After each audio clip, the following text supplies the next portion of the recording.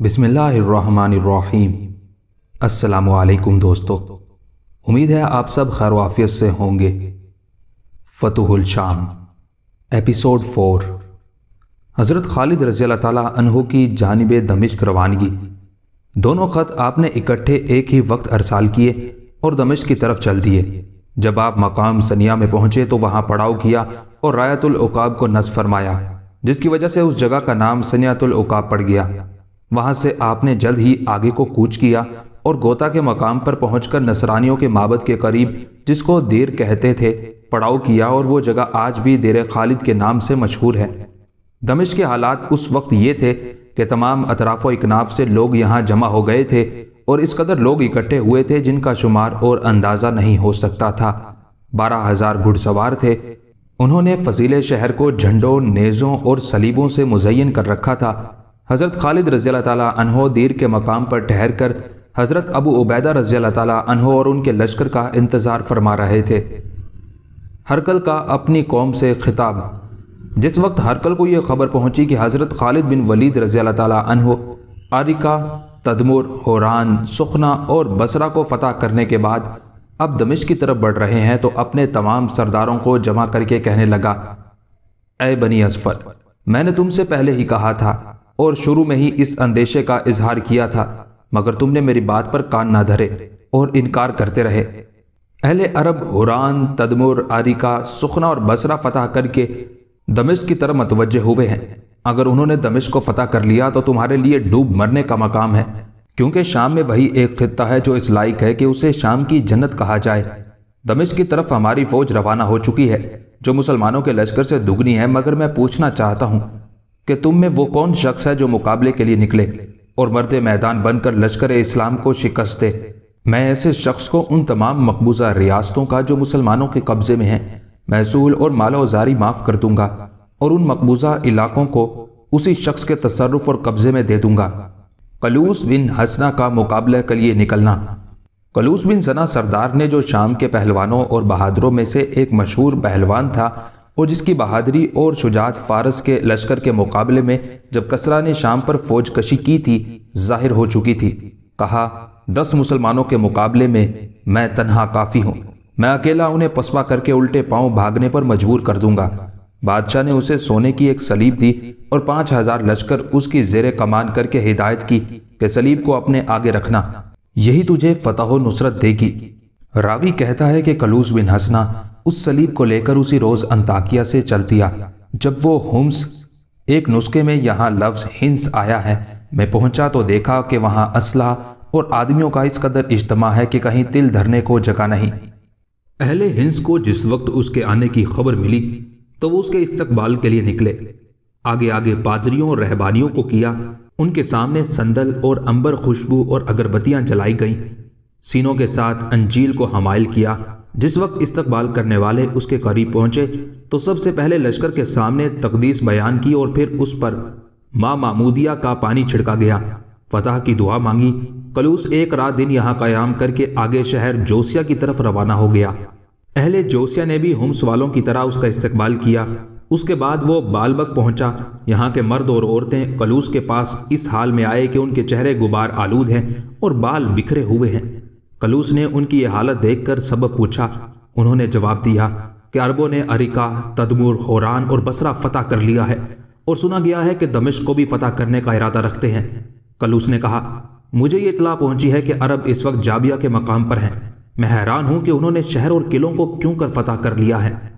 उन्होंने कहा, ऐ सरदार, आपकी बात बजा है कि अहले अरब जाबिया में हैं और उन्होंने हनूज अपनी जगह से नकलो हरकत नहीं की, मगर एक शख्स जिसका नाम खालिद बिन वलीद है और जिसने ये मकामात फतह किए हैं वो इराक से आया है। कलूस ने दरियाफ्त किया, उसके साथ कितनी फौज है? लोगों ने बताया कि 1,500। कलूस ने कहा, मुझे अपने दीन के हक की कसम, मैं उसका सर काट कर अपने नेज़े पर लटकाऊंगा। उसके बाद वो यहाँ से दमिश्क की तरफ रवाना हो गया। दमिश्क पर उस वक्त शाह रोम हरकल की तरफ से जो गवर्नर और हाकिम मुकर्रर था उसका नाम इजराइल था। रोमियो के दिल में उसकी बड़ी कदर व मंजिलत थी। उसके साथ हमेशा 3,000 सवार और प्यादा सिपाही मौजूद रहते। कलूस जब दमिश्क पहुंचा तो हुक्काम आला और सरदारान दमिश्क ने उसको हाथों हाथ लिया और बादशाह का वो फरमान जिसमें उसने उसे मुसलमानों के मुकाबले के लिए नामजद किया गया था उसके सामने पढ़ा। कलूस ने उसके जवाब में कहा, मैं तुम्हारी तरफ से मुसलमानों के साथ जंग करूंगा और उनको तुम्हारे शहर से भगा दूंगा, मगर इसमें यह एक शर्त जरूरी है कि तुम इजराइल को अपने शहर से निकाल दो ताकि मैं तनहा इस काम के लिए रह जाऊं और अकेला दुश्मनों को भगा लूं। लोगों ने कहा, जनाब, ऐसे आलम में कि जब दुश्मन सर पर पड़ा हो हम ऐसा इकदाम क्यों कर सकते हैं कि एक सरदार को निकाल दे, बल्कि ऐसे वक्त में तो कौमी इत्तेहाद और यकजहती के पेश नज़र अगर 10 सरदार भी मुयस्सर आए तो उनको बतैयब खातिर कबूल करने को तैयार है ताकि अरबों के साथ उनके ताउन से मुकाबला कर सकें। इजराइल ने यह सूरत हाल सुनकर कहा कि अच्छा, यूं करते हैं कि जिस वक्त अहले अरब यहाँ आ जाएं और उनसे मुकाबला हो तो हम दोनों में से हर एक उनके मुकाबले के लिए अलहदा अलहदा निकले। एक रोज कलूस मुकाबला करे और एक दिन मैं। हम में से जो शख्स उनको शिकस्त दे दे शहर उसी के कब्जे और तसर्रुफ में रहेगा। कौम के बुजुर्गों और सियाने लोगों ने कहा कि इस मर्द ने इंसाफ की बात कही है। चुनाचे उस राय पर सब राजी हो गए। इजराइल कलूस के लिए और कलूस इजराइल के लिए अपने अपने दिल में बुग़्ज़ और अदावत लेकर अपने अपने कैंप की तरफ वापस चले गए। अल्लामा वाक़दी रहमतुल्लाह अलैह लिखते हैं, मुझे ये रिवायत पहुंची है कि रोमी कौम हर रोज बाबे जाबिया की तरफ निकलकर 3 मील तक हजरत अबू उबैदा रज़ी अल्लाह ताला अन्हो के आने के इंतजार के लिए जाया करते थे। हत्ता कि हजरत खालिद रज़ी अल्लाह ताला अन्हो सनिया की जानिब से, जैसा कि ऊपर हम जिक्र कर चुके हैं, तशरीफ ले आए। हजरत रफ़ा बिन मुस्लिम रज़ी अल्लाह ताला अन्हो अपने दादा से रिवायत करते हैं। वो फरमाते हैं कि मैं हजरत खालिद रज़ी अल्लाह ताला अन्हो के लश्कर में मौजूद था। जिस वक्त हजरत खालिद रज़ी अल्लाह ताला अन्हो मकाम गोता में दीर नामी चर्च के करीब फरोकश हुए तो यकायक रोमियों की अफवाज जो टिड्डियों की तरह मुंतशर थी आती हुई दिखाई दी। जब हजरत खालिद रज़ी अल्लाह ताला अन्हो ने देखा तो आपने मुस्लिमा कज़्ज़ाब वाली जर्रा पहनी और अपने इमामत से कमर को बांधा, उसके पल्लों को लटकाया और मुसलमानों को गरजदार आवाज से बुलाया और उनके सामने मुख्तसर खिताब किया। आपने फरमाया, लोगो, अल्लाह तुम पर रहम फरमाए। ये दिन एक ऐसा दिन है जो आज के बाद कभी आने वाला नहीं। ये दुश्मनों का लश्कर जो सवारों और प्यादा पांव पर मुश्तमिल है हमारे पास आ पहुंचा है। इनमें से कोई जिंदा बचकर ना जाने पाए। अल्लाह के दीन की मदद करो, अल्लाह तुम्हारा मददगार होगा। फतह और नुसरत सब्र के साथ मिली हुई है। तुम उन लोगों में से हो जिनकी जानों का अल्लाह खरीदार है। अल्लाह इरशाद फरमाता है, बेशक अल्लाह ने मुसलमानों से उनके माल और जान खरीद लिए हैं इस बदले पर कि उनके लिए जन्नत है। सुनो, तुम्हारे मुसलमान भाई हजरत अबू उबैदा बिन जर्राह रज़ी अल्लाह ताला अन्हो की क़यादत में चल पड़े हैं और बहुत जल्द तुम्हारे पास पहुंचने वाले हैं। लोगों ने यह सुनकर घोड़ों पर ज़ेने कसी और सवार होकर दुश्मन के मुकाबले में जा खड़े हुए। रोमी फौज जो यकदम हमला करना चाहती थी रुकी। दोनों लश्कर आमने सामने हुए। हजरत खालिद रज़ी अल्लाह ताला अन्हो ने अपनी फौज की सफ बंदी की। मेमना पर हजरत राफे इब्ने उमैरा ताई रज़ी अल्लाह ताला अन्हो, मेसरा पर हजरत मुसैयब बिन नजीबा अल फजारी रज़ी अल्लाह ताला अन्हो, दाएं बाजू पर हजरत शुरहबिल और बाएं बाजू पर हजरत अब्दुल रहमान बिन अबी बकर रज़ी अल्लाह ताला अन्हो को मुतय्यन किया और साका पर हजरत सालिम बिन नौफल रज़ी अल्लाह ताला अन्हो मुकर्रर हुए और कल्ब की कमान खुद अपने हाथ में ले ली। जब असूल हर्ब के मुताबिक फौज की सफ बंदी फरमा चुके तो आपने हजरत ज़रार बिन अजवर को हुक्म दिया कि तुम जिहाद में अपने बाप और कौम की सुन्नत पर चलो, अल्लाह के दीन की मदद करो, अल्लाह तुम्हारी मदद फरमाएगा। सबसे पहले तुम पेशकदमी करो, अपने हमले से दुश्मन के दिल में रौब डाल दो, अपनी बहादुरी के जोहर दिखाकर दुश्मन की फौज को तितर बितर कर दो। रावी बयान करते हैं कि हजरत ज़रार बिन अजवर रज़ी अल्लाह ताला अन्हो जब निकले तो उन्होंने मैला सा लिबास पहना हुआ था और पुराना सा फटा हुआ इमामा सर पर बांधा हुआ था और उनके नीचे एक लागेर और फुर्तीली घोड़ी थी जो हवा से बातें करती थी। आप उस घोड़ी पर सवार होकर मैदान में कूद पड़े और इस जोशो खरोश से हमला किया कि दुश्मन की सफ़ों में खलबली डाल दी और 4 सवारों को जो रोमी कौम के बेहतरीन मर्द कारजार शुमार होते थे अपनी तलवार से फनाह के घाट उतार दिया। उसके बाद प्यादों पर पलटे और 6 सुरमाओं को मौत के मुंह में धकेल दिया। अगर रोमी फौज आप पर तीरों की बौछार और पत्थरों की बारिश ना बरसाती तो कभी आप मुकाबले से पीछे ना हटते। जिस वक्त आप अपने लश्कर में वापस तशरीफ लाए तो हजरत खालिद रज़ी अल्लाह ताला अन्हो और तमाम मुजाहिदीन इस्लाम ने आपका शुक्रिया अदा किया।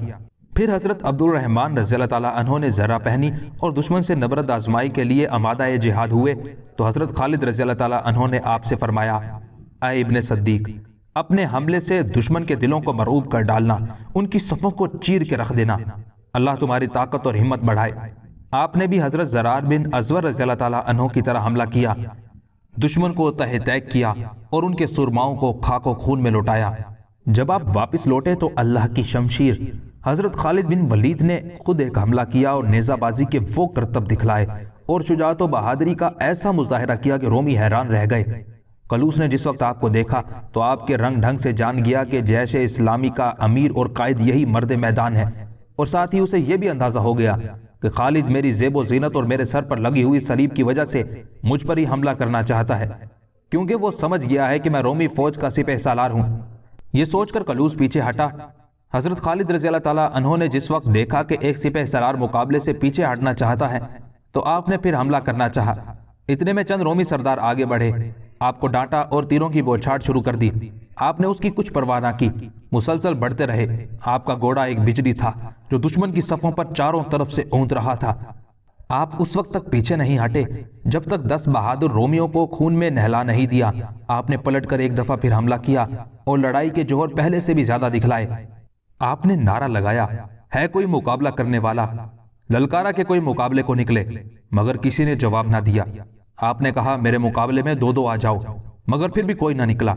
آپ نے کہا اچھا 4 مل کر آ جاؤ۔ آخر میں 10 تک کہہ دیا، مگر کسی میں سامنے آنے کی ہمت نہ ہوئی تھی۔ آپ نے فرمایا تف ہے تم پر، میں اکیلا اور تنہا کھڑا ہوں، باوجود یہ کہ میرے لشکر کا ہر سپاہی میری طرح ہے۔ علامہ واقدی رحمۃ اللہ علیہ لکھتے ہیں، آپ کے اس کلام کو ان میں سے کچھ نے تو سمجھا اور کچھ نے سمجھا ہی نہیں۔ اسرائیل کلوس بن حسنہ کے پاس جا کر کہنے لگا کہ بادشاہ نے تجھے لشکر کا سپہ سالار نہیں بنایا؟ کیا تمہیں عربوں سے جنگ کے لیے نہیں بھیجا؟ اپنی عوام کی حفاظت اور شہر کا دفاع کرنا اس وقت تیری ذمہ داری ہے۔ کلوس نے کہا اس بات کا تو مجھ سے زیادہ مستحق ہے، کیونکہ شہر کا پہلا حاکم تو ہی ہے، اور تجھے اس بات کا گھمنڈ ہے کہ میں شاہ روم ہرقل کے حکم کے بغیر یہاں سے نکالا نہیں جا سکتا، مگر اب عربوں کے مقابلے کے لیے کیوں تیار نہیں ہوتا؟ اس نے جواب دیا میرے اور تیرے درمیان یہ معاہدہ طے پا چکا ہے کہ ایک روز تو مقابلے کے لیے نکلے گا اور ایک روز میں۔ آج تو میدان میں جا کر اپنی بہادری کے جوہر دکھا، کل باری آنے پر میں لڑ لوں گا۔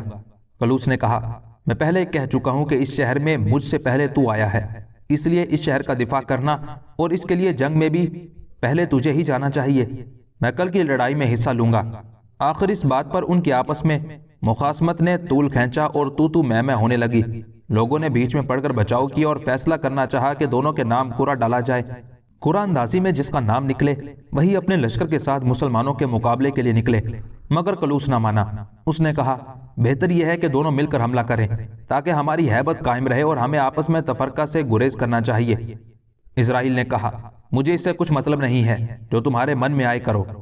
علامہ واقدی رحمۃ اللہ علیہ لکھتے ہیں کلوس کو یہ ڈر تھا کہ اگر شاہ روم کو ان باتوں کی خبر ہو گئی تو وہ اسے اپنی مصاحبت سے دور کر دے گا یا اسے قتل کرا دے گا، اس لیے وہ قرعہ اندازی پر رضامند ہو گیا۔ قرعہ کلوس کے نام نکلا۔ اسرائیل نے کہا میدان میں نکل اور اس طرح اپنی بہادری کے جوہر دکھلا جیسے مسلمانوں کے سپہ سالار نے اپنی بہادری اور شجاعت دکھلائی ہے، اور کل جب میں نکلوں گا تو دونوں فریق دیکھ لیں گے کہ ہم میں سے کون زیادہ بہادر اور شہسوار ہے۔ علامہ واقدی رحمۃ اللہ علیہ لکھتے ہیں اس کے ساتھ ہی کلوس نے زرہ پہنی اور تیار ہو کر گھوڑے پر سوار ہو گیا، اور اس نے اپنے ساتھیوں سے کہا کہ تم اپنی پوری توجہ میری طرف رکھنا، اگر مجھے مقابلے میں مغلوب ہوتا دیکھو تو سب مل کر حملہ کر دینا اور مجھے بچا لینا۔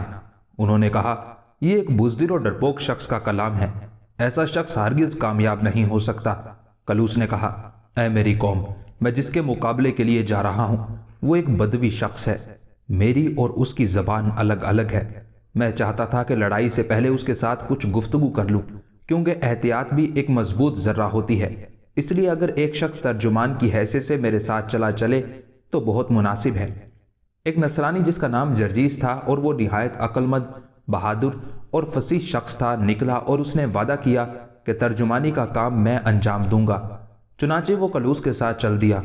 کلوس نے راستے میں اسے مخاطب کر کے کہا کہ میرا حریف ایک بہت بہادر اور عربوں میں ایک تجربے کار سپہ سالار ہے، اگر جنگ میں تو مجھے عاجز اور مغلوب ہوتا دیکھے تو میری مدد کرنا، میں اس کے صلے میں تجھے اپنا مشیر اور وزیر بنا لوں گا، مگر میرا یہ راز کسی پر ظاہر نہ کرنا۔ میں لڑائی میں کسی قدر دیر کر کے دھوکے اور چال سے واپس پلٹ آؤں گا۔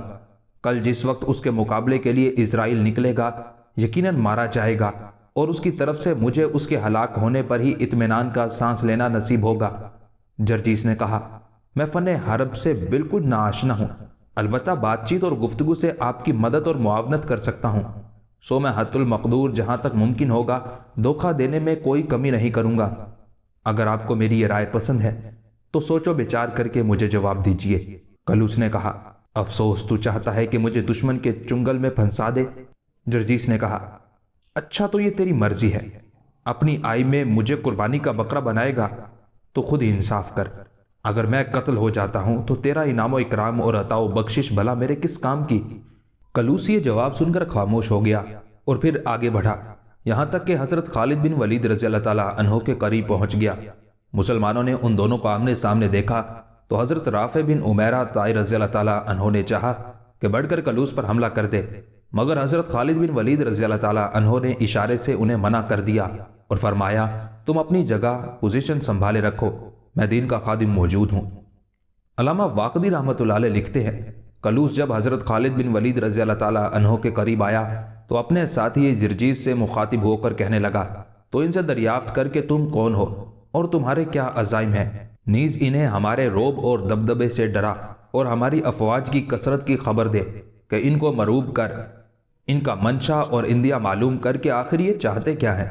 جرجیس آگے بڑھا اور حضرت خالد رضی اللہ تعالیٰ عنہ کو مخاطب کر کے کہنے لگا، اے اعرابی، میں تمہارے سامنے ایک مثال بیان کرتا ہوں، وہ یہ کہ ہماری تمہاری مثال اس شخص جیسی ہے جس کے پاس بکریوں کا ایک ریوڑ تھا، اس پر بکریوں کے مالک نے ایک بزدل کم ہمت غیر شکاری شخص کو نگران اور چرواہا مقرر کر دیا۔ شیر ریوڑ کی گھات میں اور چرواہے کی کم ہمتی سے فائدہ اٹھا کر روزانہ ایک ایک بکری لے جانے لگا۔ بکریاں ختم ہونے کے قریب پہنچ گئی اور شیر کے منہ کو خون لگ چکا تھا اور بکری کے شکار کرنے کا عادی ہو گیا۔ مالک کو جس وقت چرواہے کی بزدلی کا حال معلوم ہوا تو اس نے اسے ہٹا کر اس کی جگہ ایک جوان اور حاضر دماغ شخص کو جو تمام رات ریوڑ کی حفاظت کے لیے پہرا دیتا اور گھومتا تھا مقرر کر دیا۔ شیر اپنی عادت کے مطابق پھر آیا۔ نوجوان چرواہے نے جو اپنا بھالا اور نیزہ لیے ہوئے مورچہ بند ہو کر بیٹھا تھا اچانک شیر پر حملہ کر دیا اور اس کو ڈھیر کر دیا۔ اس کے بعد بکریوں کے قریب پھر کوئی درندہ نہیں آیا۔ یہی حال تم لوگوں کا ہے۔ ہم نے تمہارے معاملات میں محض اسی لیے چشم پوشی سے کام لیا تھا کہ تمہاری قوم نہایت کمزور، بھوک اور ننگ کی ماری ہوئی مزدور پیشہ تھی، اور تم لوگ جو باجرہ اور زیتون کا تیل کھانے کے عادی اور چوسنے کو تمہیں چھواروں کی گٹھلی میسر ہوتی تھی۔ تمہاری یہ قوم جن کے پاؤں میں جوتا، تن پر کپڑا اور پیٹ میں روٹی تک ڈالنے کو نہیں ہوتی تھی، جب بھی یہ مفلس نادار اور روٹی کو ترستی ہوئی قوم ہمارے علاقے میں آتی ہے ہماری غذائیں کھاتی، اور اب ہم پر ہی یہ لوگ شیر ہو گئے۔ جرجیس نے اپنی گفتگو کا سلسلہ جاری رکھتے ہوئے کہا، بس جہاں تک پہنچنا تھا پہنچ چکے، اور جو کچھ کرنا تھا تم کر گزرے۔ اب بادشاہ نے تمہارے مقابلے کے لیے ایک ایسے شخص کو روانہ کیا ہے جو کسی طرح انسانوں پر قیاس نہیں کیا جا سکتا اور نہ کبھی کسی میدان میں بڑے بڑے بہادروں کی پرواہ کرتا ہے۔ جس کے متعلق میں تم سے بات کر رہا ہوں وہ یہی شخص ہے جو میرے پہلو میں کھڑا ہے۔ تمہیں چاہیے کہ اس سے پرہیز کرو تاکہ تمہاری حالت اس شیر جیسی نہ ہو جائے جس کو اس نوجوان چرواہے نے ہلاک کر ڈالا تھا۔ اس نے شفقت اور مہربانی کرتے ہوئے تم سے بات چیت کے لیے مجھے امر دیا ہے، لہٰذا میں اس کے حکم پر تم سے پوچھتا ہوں کہ یہاں تمہارے آنے کا منشا اور مدعا کیا ہے؟ تم کیا چاہتے ہو؟ تم ایک ایسے ناکنار سمندر میں تیرنے کے لیے اتر آئے ہو جس کی تلاطم خیز موجیں تھپیڑے مار مار کر غرق کر دیتی ہیں، اور اگر اس کا پانی پی لیا جائے تو ایسا خاری کے حلق میں پھنس کر رہ جائے۔ اگر اسلامی فوج کے امیر تم ہی ہو تو اپنے دل سے پوچھ لو، نیز اپنے لشکر سے بھی، اس سے پیشتر کہ یہ شیر تم پر حملہ آور ہو اور اپنے بے رحم پنجوں سے تمہاری تکہ بوٹی کر دے، صلاح و مشورہ کر لو۔ حضرت خالد بن ولید رضی اللہ تعالیٰ عنہ نے جب جرجیس کی چرب زبانی اور فصاحت و بلاغت کے ساتھ پرفریب گفتگو سنی تو آپ نے فرمایا، اے دشمن خدا، کیا تو ہمارے لیے کہاوتیں بیان کرتا ہے اور ہم پر پھبتیاں کستا ہے؟ کان کھول کر سن لے، اللہ کی قسم جنگ میں ہم تمہیں بالکل اس طرح سمجھتے ہیں جیسے شکاری جال میں پھنسی ہوئی چڑیوں کو کہ وہ جال میں چاروں طرف پکڑتا پھر رہا ہے، نہ ان کی کثرت سے گھبراتا ہے اور نہ کسی کو ہاتھ سے جانے دیتا ہے۔ ہمارے شہر اور قحط کے متعلق جو تم نے بیان کیا یہ واقعی سچ ہے، مگر اللہ خالق و رازق نے اسے بہتر حالت سے بدل دیا۔ اب مکئی اور باجرہ کی بجائے گندم، میوہ جات، گھی اور شہد عنایت فرمایا۔ یہ ملک ہمارا ہے، ہمارے رب نے ہمیں بخشا ہے، اور اس کا وعدہ اللہ رب العزت نے اپنے رسول مکرم حضرت محمد صلی اللہ علیہ وآلہ وسلم کی زبان مبارک سے کیا۔ باقی تیرا یہ سوال کہ کیا چاہتے ہو، تو ہم 3 باتیں چاہتے ہیں۔ پہلی بات یہ ہے کہ اسلام قبول کر لو، اگر یہ منظور نہیں تو دوسری جزیہ، اگر اس کا بھی انکار ہے تو تیسری جنگ کے لیے تیار ہو جاؤ، یہاں تک کہ اللہ اپنا کوئی اور حکم نازل فرما دے، اور وہ خیر الحاکمین ہے۔ رہا یہ امر کہ یہ شخص بڑا بدمعاش، سورما اور ایسا اور ویسا ہے، تو سن، وہ تمہارے نزدیک تو کسی مقام و مرتبے کا حقدار اور عظیم سالار، ہیرو اور چیمپئن ہوگا، مگر ہمارے نزدیک اس کی کوئی پریکا کے برابر وقت نہیں ہے۔ ہم ایسے شخص کو کمینہ ترین اور ذلیل سے ذلیل تر سمجھتے ہیں۔ اگر یہ ملک و سلطنت کا رکن ہے تو ہوتا رہے، میں رکن الاسلام ہوں، اور میں تدمر، ارکا، ہوران، سخنا اور بصرہ کا مالک اور بادشاہ ہوں۔ سن لے، میرا نام خالد بن ولید ہے۔ جرجیس نے جب آپ کی فصیح و بلیغ گفتگو سنی تو پیچھے کو ہٹ گیا اور اس کا رنگ متغیر ہو گیا۔ کلوس نے یہ دیکھ کر کہا، افسوس ہے کہ تو نے پہلے تو شیر کی طرح حملہ کیا، لیکن پھر تجھے کیا ہو گیا کہ تو ایک دم خوف زدہ ہو کر پیچھے ہٹ آیا ہے؟ جرجیس نے جواب دیا کہ مجھے اپنے دین کے حق کی قسم، میں اسے باغی لوگوں میں سے گمان کرتا تھا، اور مجھے علم نہ تھا کہ وہ سینگ اڑانے والا نر مرد ہے اور رسوا کر دینے والا شہ سوار ہے۔ یہ ایک ایسی قوم کا سردار اور حاکم ہے جس نے زمین کو اپنے شر، سخت گیری اور دہشت و خوف سے بھر دیا ہے، لہٰذا تو خود آگے بڑھ کر اس سے ٹکر لے اور اس کے ساتھ 2 ہاتھ ہو اور اپنی شجاعت دکھا۔ کلوس نے جب جرجیس کے منہ سے خالد رضی اللہ تعالیٰ عنہ کا نام سنا تو اپنے گھوڑے کی زین پر اس طرح تھر تھر کانپنے لگ گیا جیسے تیز چلتی ہوا میں پتے لرزتے ہیں، اور کہنے لگا، اے جرجیس، اس سے کہہ دو کل تک کے لیے لڑائی کو موقوف رکھے۔ جرجیس نے کہا، مجھے لگتا نہیں ہے کہ وہ قبول کرے گا، باقی کہنے کو میں کہہ دیتا ہوں اور پوچھ دیکھتا ہوں۔ اس کے بعد جرجیس آپ کی طرف متوجہ ہو کر کہنے لگا، اے اپنی قوم کے سردار، میرا صاحب کہتا ہے کہ ان سے کہو کہ یہ اپنی قوم کی طرف لوٹ کر جائیں اور ان سے مشورہ کر لیں اس بارے جو کچھ وہ ذکر کر رہے ہیں۔ حضرت خالد رضی اللہ تعالیٰ عنہ نے فرمایا، اے بے وقوف، تو مجھے دھوکہ دیتے ہو، حالانکہ میں لڑائی کی جڑ اور فن حرب کی جان ہوں، اور تمہارا اب مجھ سے سلامت بچ کر جانا بہت بعید ہے۔ یہ کہتے ہی آپ نے اپنے نیزے کا رخ جرجیس کی طرف کر دیا۔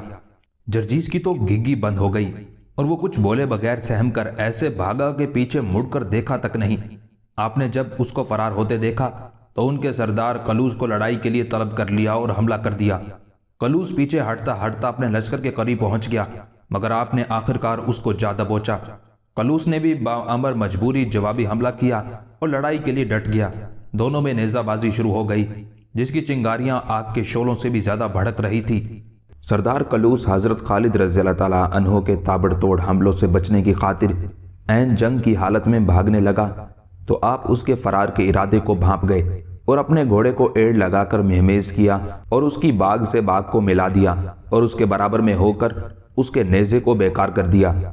پھر ایک چھوٹے نیزے کو دائیں سے بائیں کی طرف گھما کر اس کے حلق کے اوپر اس زور سے مارا اور اسے اپنی طرف کھینچا، اور آپ نے لا حول ولا قوت الا باللہ العلی العظیم، یعنی تمام طاقت و قوت کا مالک اللہ ہی ہے، پڑھ کر اس کو زین سے اٹھا لیا۔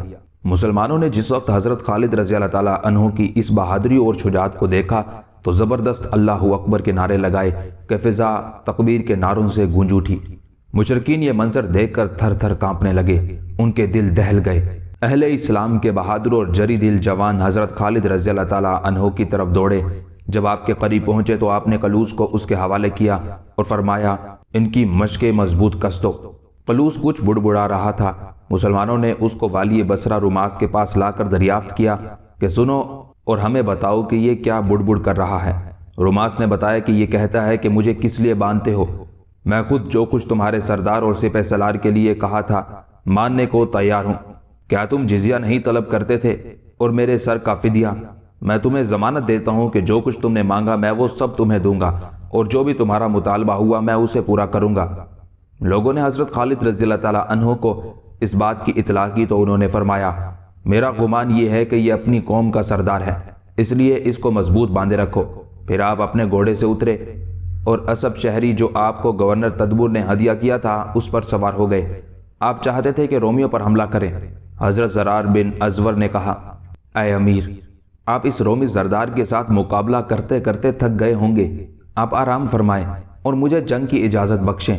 آپ نے فرمایا، راحت اور آرام صرف دار آخرت میں ہی کریں گے، کل آرام اسی کو نصیب ہوگا جو آج اللہ کی راہ میں خود کو تھکائے گا۔ یہ کہہ کر آپ نے فرمایا، اللہ تمہارا بہتر کارساز اور نگہبان ہے۔ آپ نے خدا حافظ کہا اور میدان جنگ کی طرف چل دیے۔ سردار کلوس نے چلا کر کہا، تجھے تمہارے نبی صلی اللہ علیہ وآلہ وسلم کی قسم، آپ میرے پاس تشریف لائیے، مجھے آپ سے کچھ باتیں کرنی ہیں۔ لوگوں نے آواز بلند حضرت خالد رضی اللہ تعالیٰ عنہ سے عرض کیا کہ کلوس چیخ چیخ کر کچھ کہہ رہا ہے۔ چنانچہ آپ واپس پلٹ آئے اور روماس سے دریافت کرایا کہ یہ کیا کہہ رہا ہے۔ روماس نے کچھ دیر اس سے باتیں کی، پھر آپ سے مخاطب ہو کر کہا کہ یہ کہتا ہے کہ میں بادشاہ شاہ روم ہرقل کا مصاحب ہوں، مجھے شاہ روم نے والی دمشق سے میری شکر رنجی اور کچھ انبن ہو گئی ہے، اور ہماری اس باہمی کشمکش کے نتیجے میں یہ واقعہ پیش آ گیا ہے کہ آپ نے مجھے گرفتار کر لیا ہے۔ آپ کو اپنے دین کی قسم، کل اسرائیل جب آپ کے مقابلے کے لیے میدان میں نکلے تو اسے زندہ نہ چھوڑنا، اور اگر مقابلے پر نہ آئے تو از خود اسے جنگ کی خواہش ظاہر کر کے اسے قتل کر دینا۔ وہ چونکہ اپنی قوم کا سردار ہیں، اگر آپ نے اسے قتل کر دیا تو بس پھر آپ دمشق کے مالک ہیں، اور کیا آپ ایسا کریں گے؟ حضرت خالد رضی اللہ تعالیٰ عنہ نے فرمایا، اے روماس، اس سے کہہ دو کہ صرف وہی کیا، جو شخص بھی اللہ واحد لا شریک کے ساتھ کسی کو شریک کرتا ہے اور اس کے بیٹا بنانے کا عقیدہ رکھتا ہے، میں ان سب کو قتل کر دوں گا۔ یہ کہہ کر آپ میدان جنگ کی طرف یہ رجزیہ اشعار پڑھتے ہوئے چل دیے۔ ترجمہ: اے ہمارے مولائے کریم، تیری ہر نعمت پر تیرے لیے حمد ہے، اور اے کامل و وافر نعمتیں عطا فرمانے والے، تیری نعمتوں پر ہم تیرا شکر ادا کرتے ہیں۔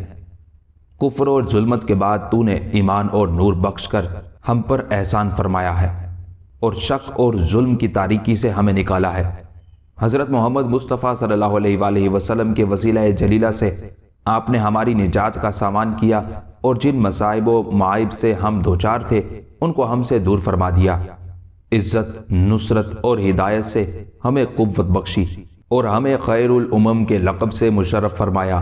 اے عرش کے مالک، ہمارے ارادوں کو پورا فرما دے، اور اہل شرک پر وہ دن جلد لا جس میں ان کو اپنے شرک کی سزا کا مزہ چکھنا ہے۔ علامہ واقدی رحمۃ اللہ علیہ لکھتے ہیں، مجھے یہ خبر پہنچی ہے کہ جرجیس جس وقت حضرت خالد رضی اللہ تعالیٰ عنہ کے خوف سے پیٹ پھیر کر بھاگا اور رومیوں کے پاس پہنچا تو اس وقت اس پر لرزہ طاری تھا اور وہ تھر تھر کانپے جا رہا تھا۔ انہوں نے پوچھا، تیرے پیچھے کون لگا ہوا ہے جس کی وجہ سے تو اس قدر خوف زدہ ہے؟ اس نے کہا، موت، اور ایسی موت جسے لڑا نہیں جا سکتا، اور ایسا شیر جس کو زیر نہیں کیا جا سکتا، اور وہ مسلمانوں کا امیر ہے۔ وہ جان کی بازی لگانے کی قسم کھا کر میدان جنگ میں نکلا ہے۔ ہم جہاں مرضی چلے جائیں وہ ہمیں ڈھونڈ ڈھونڈ کر قتل کرے گا، اور وہ ہمارے قتل کرنے میں کوئی کسر اٹھا نہیں رکھے گا۔ میں بہت کوشش اور سخت جدوجہد کے بعد اپنی جان بچا کر یہاں پہنچا ہوں، لہٰذا اس سے پیشتر کہ وہ اپنے ساتھیوں اور اپنی فوج کے ساتھ ہم پر حملہ کر دیں، ان سے صلح کر لو۔ رومیو نے کہا، تیرا ستیہ ناس و بدبخت، کیا تیرے لیے یہی کچھ کافی نہ تھا کہ تو شکست کھا کر بھاگا تھا، اور اب تو نے ہمیں بھی ان سے مروب کرنا شروع کر دیا ہے؟ بزدل، تو ہمیں بھی بزدل بنانا چاہتا ہے۔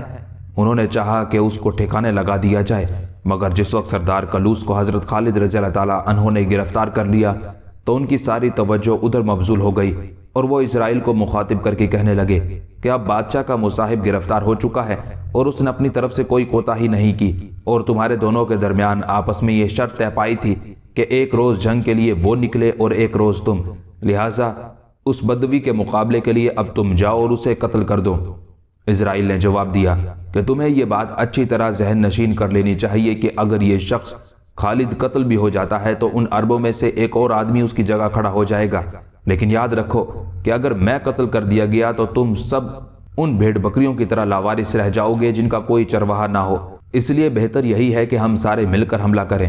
انہوں نے کہا، یہ تو ہم کبھی نہیں کریں گے، اس لیے کہ اس طرح تو ہمارے سارے مرد جنگ میں مارے جائیں گے اور عورتیں بیوہ ہو جائیں گی۔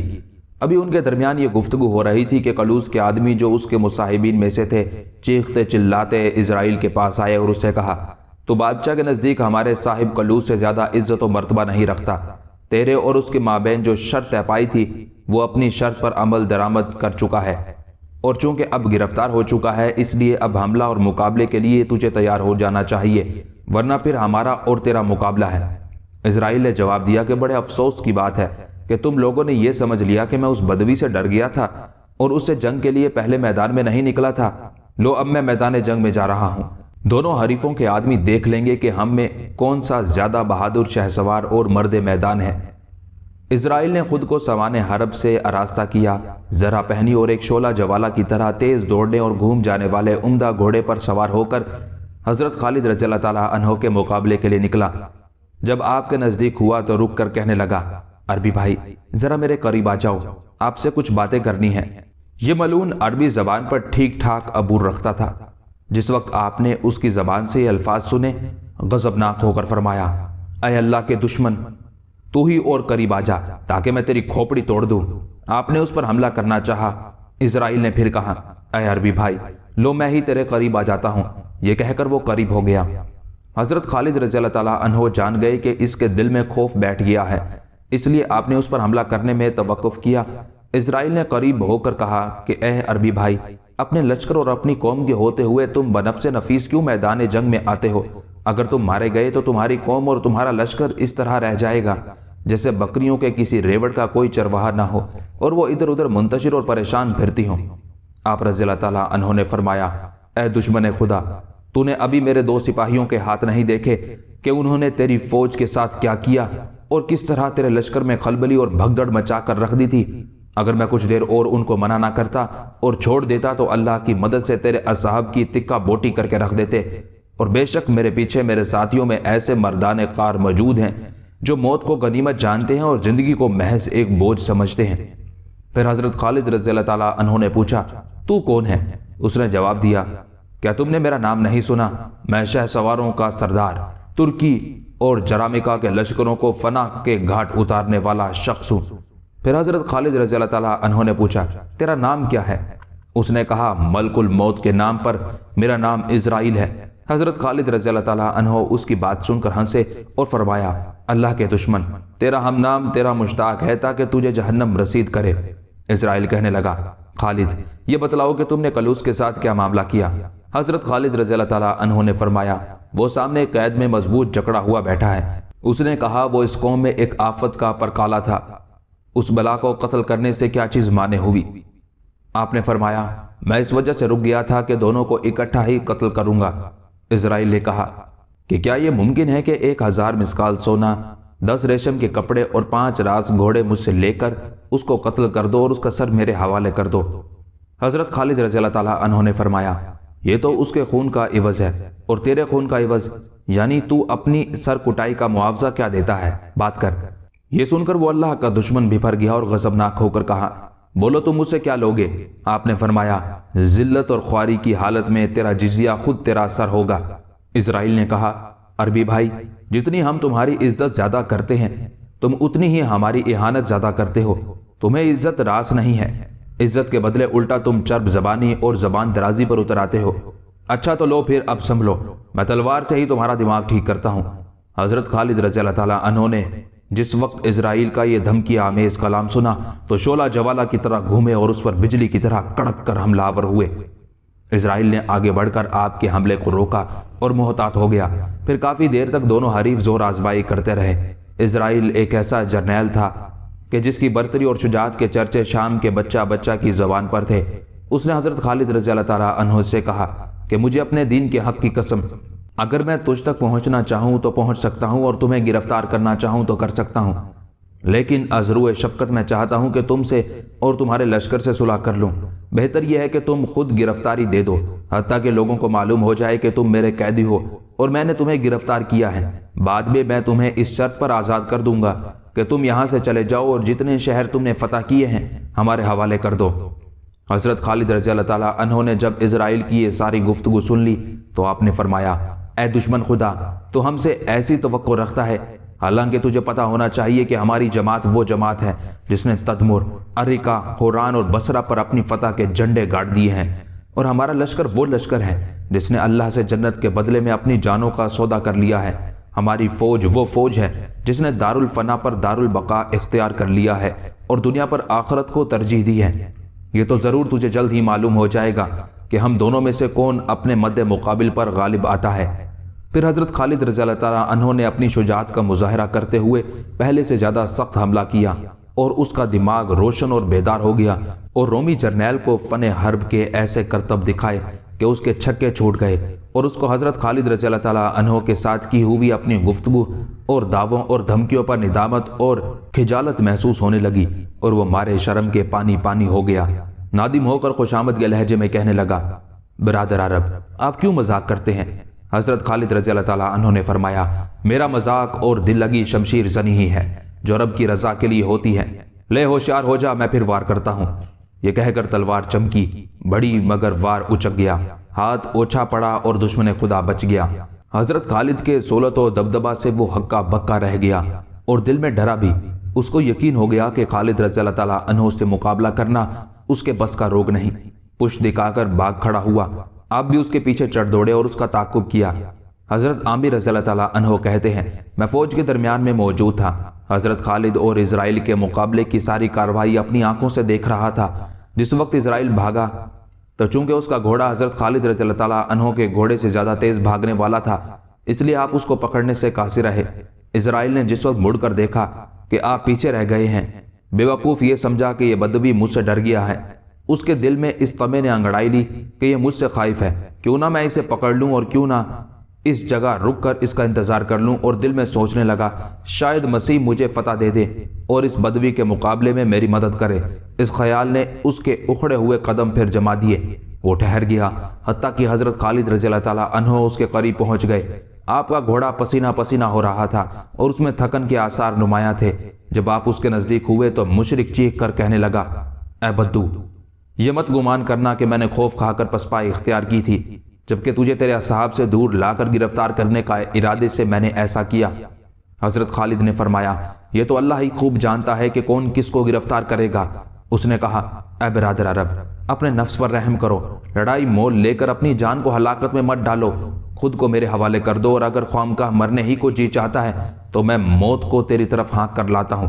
سن لے، میں روحوں کو قبض کرنے والے فرشتے کا ہم نام اسرائیل ہوں، تیری جان گویا میری مٹھی میں ہے، تیرے حق میں میں ملک الموت ہوں، تیری جان ابھی نکالتا ہوں۔ حضرت خالد رضی اللہ تعالیٰ عنہ نے فرمایا، ارے دشمن خدا، میرے گھوڑے کے پیچھے رہ جانے سے تیرے منہ میں پانی بھرایا ہوگا اور تمے سے تیری رالیں ٹپک رہی ہے۔ یاد رکھ، میں سوار یا پیدل جیسے بھی ہوا تجھے قتل کر کے ہی رہوں گا، چھوڑوں گا نہیں۔ اگر تو بھاگا نہ تو میرے گھوڑے کے تھکنے کی فکر نہ کر، میں پیادہ بھی تجھ سے لڑ لوں گا۔ یہ کہہ کر آپ گھوڑے سے نیچے کود گئے اور تلوار کو لہرایا اور شیر کی طرح اللہ کے دشمن کی طرف لپک کر اس پر جھپٹے۔ اسرائیل نے جس وقت آپ کو پیدل دیکھا تو اس کا اور بھی حوصلہ بڑھ گیا اور آپ کے گرد گدھ اور چیل کی طرح منڈلانے لگا اور ارادہ کیا کہ بڑھ کر آپ کو تلوار سے زیر کر لے، مگر آپ بھی کوئی کچی گولیاں تھوڑا ہی کھیلے ہوئے تھے، سنبھلے، بھلے کا دیا اور طرح دینے کے بعد للکارا اور سامنے آ گئے۔ پھر جنرل اسرائیل کے گھوڑے پر اس زور کی ضرب لگائی کہ اس کی ٹانگیں کٹیں اور وہ زمین پر ڈھیر ہو گیا۔ دشمن خدا اسرائیل رومی اپنے گھوڑے کی ہلاکت کے بعد ایک دم بھاگا تاکہ اپنے لشکر کے پاس پہنچ کر اپنی جان بچا سکے۔ حضرت خالد رضی اللہ تعالیٰ عنہ نے اس کا تعاقب کیا اور آپ یہ کہتے جاتے تھے، اے اللہ کے دشمن، تو نے جس کے نام پر اپنا نام رکھا ہے، تیرا وہ ہم نام اسرائیل علیہ السلام فرشتہ تجھ پر بڑا ہی غضبناک ہو رہا ہے، اور دیکھ وہ تیرے بالکل سر پر آ پہنچا ہے اور ابھی تیری روح قبض کرنے ہی والا ہے، تیار ہو جا۔ آپ اس کی طرف مائل ہوئے اور اپنے زور سے اس کو زمین سے اچک کر اوپر اٹھا لیا۔ آپ نے چاہا کہ اس کی چمڑی ادھیڑ دی جائے، مگر جب رومیوں نے دیکھا کہ ان کا سپہ سالار شیر اسلام حضرت خالد رضی اللہ تعالیٰ عنہ کے ہاتھ میں آ گیا ہے تو انہوں نے چاہا کہ سب مل کر دفاعی حملہ کر دیں اور اپنے سپہ سالار جنگ کو چھڑا لیں کہ اچانک مسلمانوں کے لشکر اور اہل توحید کے ہراول دستے امین الامت حضرت ابو عبیدہ بن جراح رضی اللہ تعالیٰ عنہ کی قیادت میں یہاں پہنچنا شروع ہو گئے، جس کی وجہ یہ تھی کہ حضرت خالد بن ولید رضی اللہ تعالیٰ عنہ نے ایک پیامبر اور قاصد بصرہ سے آپ کی خدمت میں بھیجا تھا، جو آپ کو راستے میں ملا اور آپ اس کے ہمراہ اس وقت جبکہ اسرائیل کے ساتھ حضرت خالد رضی اللہ تعالیٰ عنہ کی جنگ ہو رہی تھی پہنچے۔ اہل دمشق یعنی عیسائی فوج نے جس وقت مسلمانوں کے لشکر دیکھے تو مروب ہو گئے اور ان کا حملہ کرنے کا ارادہ دھرے کا درا ہی رہ گیا، اور حضرت خالد رضی اللہ تعالیٰ عنہ نے جنرل اسرائیل کو گرفتار کر کے قیدی بنا لیا۔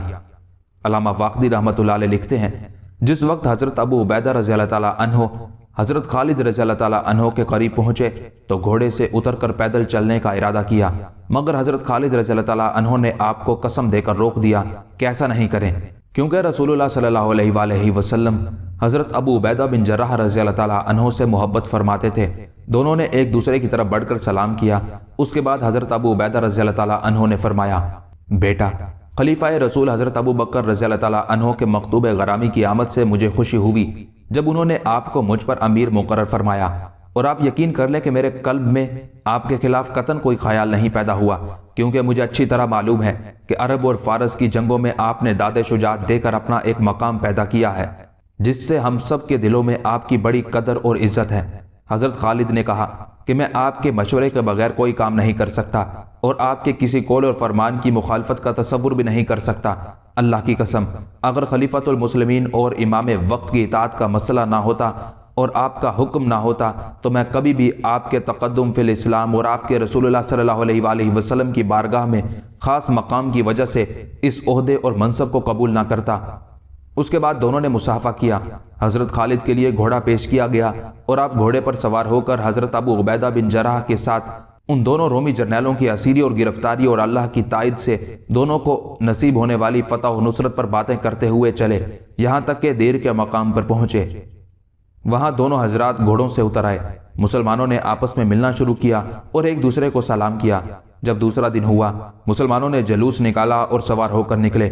اہل دمشق بھی آہستہ آہستہ میدان جنگ کی طرف بڑھنے لگے۔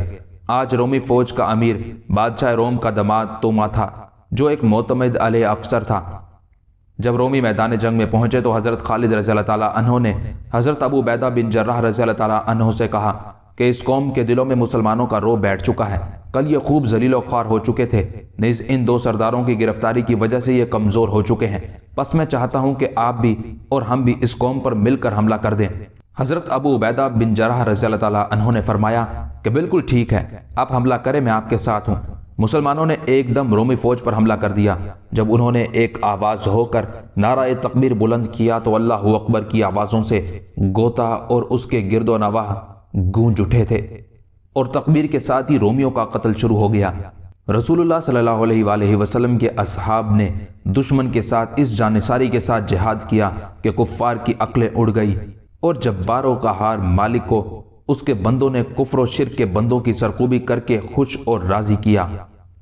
حضرت عامر بن طفیل رضی اللہ تعالیٰ عنہ بیان فرماتے ہیں کہ اس حملے میں ہمارے ایک ایک مرد مجاہد نے کافر رومی فوج کے 10 آدمیوں کو جہنم رسید کیا، اور 1 گھنٹے بھر بھی ہمارے مجاہدین کے آگے نہیں ٹھہر سکے کہ پیٹ دکھا کر میدان سے بھاگنا شروع کر دیا، اور ہم نے مقام دیر سے باب شرقی تک تعاقب کر کے ان کا قتل عام کیا۔ اہل دمشق نے جس وقت اپنے فوجیوں کو پسپا ہوتے ہوئے اور بزدلی کا مظاہرہ کرتے ہوئے دیکھا تو انہوں نے شہر کے دروازے بند کر لیے تاکہ ایسے کم ہمت سپاہی اندر نہ گھسنے پائیں۔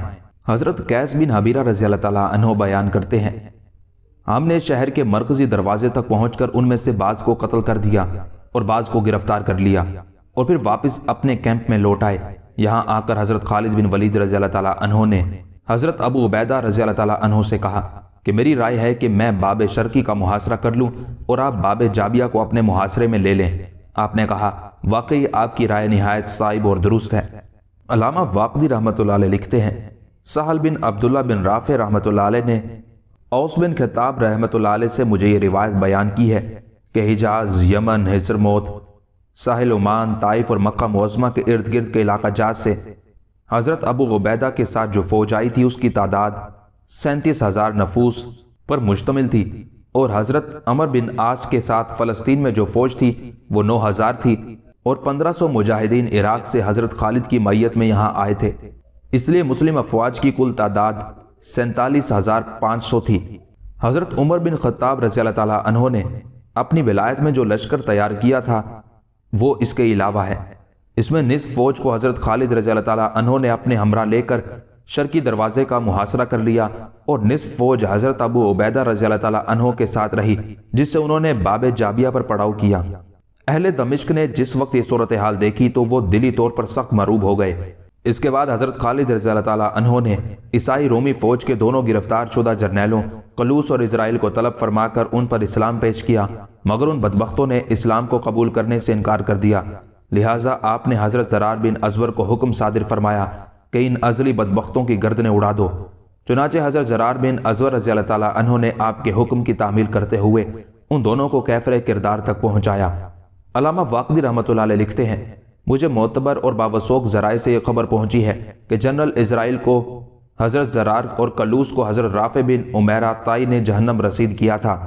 اہل دمشق کو جب یہ خبر پہنچی تو انہوں نے روم کے بادشاہ شاہ ہرقل کے نام ایک خط ارسال کیا، جس میں اپنی شکست اور دونوں جرنیلوں کی گرفتاری اور بعد ازاں ان دونوں کے قتل کر دیے جانے کے بارے میں لکھا۔ نیز یہ بھی تحریر کیا کہ عرب مجاہدین نے باب شرقی اور باب جابیہ کا محاصرہ کر رکھا ہے اور وہ اپنی عورتوں اور بچوں کے یہاں آئے ہوئے ہیں۔ اکثر زرخیز علاقے اور شہر مسلمانوں نے فتح کر لیے ہیں۔ ہماری یا تو بزور خبر لیجئے، بصورت دیگر ہم اس شہر کو بھی ان کے حوالے کرنے پر مجبور ہوں گے۔ اپنے میں سے ایک آدمی کو ایک خط دے کر رات کے وقت رسی کے ذریعے قلعے کی دیوار سے نیچے اتار دیا۔ ہرقل اس وقت انطاکیہ میں قیام پذیر تھا۔ جس وقت اسے یہ خط موصول ہوا، اس نے خط پڑھا تو خط ہاتھ سے پھینک دیا اور رونا شروع کر دیا۔ پھر تمام سرداروں کا اجلاس بلایا اور ان کے سامنے یہ خطاب کیا، اے بنو اصفر، میں نے تمہیں پہلے ہی متنبع کیا تھا کہ ان عربوں سے بچو، اور میں نے تمہیں بتایا تھا کہ یہ عرب میرے اس تخت تک سارے ملک کے مالک بن جائیں گے۔ اس وقت تم لوگوں نے میری بات کا مذاق اڑایا تھا اور میرے قتل تک کا تم نے ارادہ کیا۔ اب یہ قحط زدہ اور خشک سالی کے ستائے ہوئے لوگ اپنے ویران و بنجر علاقوں سے نکل کر جہاں ان کو مکئی، باجرہ، جو اور کھجوریں کھا کر گزر اوقات کرنا پڑتی تھی، ہماری سرسبز و شاداب، کثیر الاشجار اور زرخیز پھلدار درختوں والی زمین کے علاقے میں آ پہنچے ہیں۔ یہاں کی آب و ہوا انہیں خوب راس آئی ہے۔ وہ ہمارے ملکوں اور شہروں میں دل لگا کر مستقل ڈیرے جمع بیٹھے ہیں۔ ان کو یہاں سے نکالنے اور واپس ان کے ملک کی طرف دھکیلنے کے لیے سخت مارکہ آرائی اور عزم قوی کی ضرورت ہے۔ اگر میرے لیے آر نہ ہوتی تو میں شام کو خدا حافظ اور خیر باد کہہ کر یہاں سے ترک سگونت اور رحلت کر جاتا اور قسطنطنیہ جا بستا، یا خود ان کی طرف خروج کرتا اور اپنے اہل خانہ کے دفاع کے لیے ان سے جنگ کرتا۔ ارکان سلطنت اور سرداران قوم نے یک زبان ہو کر کہا، اے بادشاہ، اہل عرب کی شدت اور جارحیت تا ہنوز اس حد تک نہیں پہنچی کہ جناب والا کو خود بنفس نفیس ان کے مقابلے کے لیے میدان میں نکلنا پڑے، بلکہ گورنر ہومز جناب وردان صاحب کو ان کی سرکوبی کے لیے روانہ کیا جا سکتا ہے۔ ہم سب میں ان جیسا جنگجو، مرد میدان اور فن حرب کا ماہر کوئی نہیں ہے۔ جس وقت اہل فارس نے ہمارا قصد کیا تھا تو آپ اپنی آنکھوں سے ان کے مقابلے میں وردان کی جنگی مہارت کے جوہر دیکھ چکے ہیں اور اہل فارس سے لڑائی میں اسے داد شجاعت دیتے ہوئے مشاہدہ فرما چکے ہیں۔ شاہ روم ہرقل نے گورنر ہومس وردان کو بلا کر اہل عرب سے مقابلہ کرنے کو کہا۔ وردان نے جواب دیا کہ اگر مجھے آپ کی ناراضگی اور غصے کا ڈر نہ ہوتا تو میں اہل عرب سے جنگ کے لیے کبھی تیار نہ ہوتا، کیونکہ آپ نے مجھے تمام امرائے روم کے پس پشت پھینکا اور اب تک نظر انداز کیے رکھا ہے، اور ہر ریاست کے گورنر اور سردار سے مجھے پیچھے رکھا ہے۔ بادشاہ نے کہا، تمہارے موخر رکھنے میں اور سب کے آخر میں تم سے یہ کام لینے میں یہی مصلحت تھی کہ دراصل تم ہی میری شمشیر ہو اور تم ہی کو میں اپنا پشت پناہ قرار دیتا ہوں۔ اب تمہیں چاہیے کہ فوراً کسی تاخیر کے بغیر اس مہم کے لیے تیاری کرو۔ میں 12,000 رومیوں کی نفری پر تمہیں سردار مقرر کرتا ہوں۔ جب تم بالبک کے مقام پر پہنچو تو جو لشکر اجنادین کے کیمپ میں موجود ہو اسے ارض بلقا جبل اسود پر الگ الگ متعین کر کے یہ حکم دینا کہ وہ عمر بن عاص رضی اللہ تعالیٰ عنہ کے کسی فرد کو خالد بن ولید کے لشکر میں شریک اور شامل نہ ہونے دے، ان کی وہی ناکہ بندی کر لو۔ وردان نے کہا، مجھے برضا و رغبت یہ منظور ہے، میں آپ کو تب تلک منہ نہیں دکھلا سکتا جب تک خالد بن ولید اور اس کے ساتھیوں کے سر لے کر آپ کے پاس نہ آؤں۔ اس کے بعد بھی میں آرام سے نہیں بیٹھوں گا، بلکہ اس محاذ سے فارغ ہوتے ہی میرا اگلا ہدف حجاز ہوگا، اور جب تک مکہ اور مدینہ کی اینٹ سے اینٹ نہ بچا دوں آپ کے پاس نہیں آ سکتا۔ بادشاہ نے کہا، قسم ہے انجیل مقدس کی، اگر تو نے اپنے اس قول اور وعدے کو پورا کر دکھایا تو میں ان تمام ممالک کو جو عربوں نے فتح کر لیے ہیں تجھے جاگیر میں بخش دوں گا، اور ساتھ ہی ایک وصیت دستاویز کے طور پر تحریر کر کے تمہارے سپرد کر دی جائے گی کہ میرے بعد میرے ولی عہد تم ہی ہوگے اور تم ہی میرے بعد یہاں کے بادشاہ ہوگے۔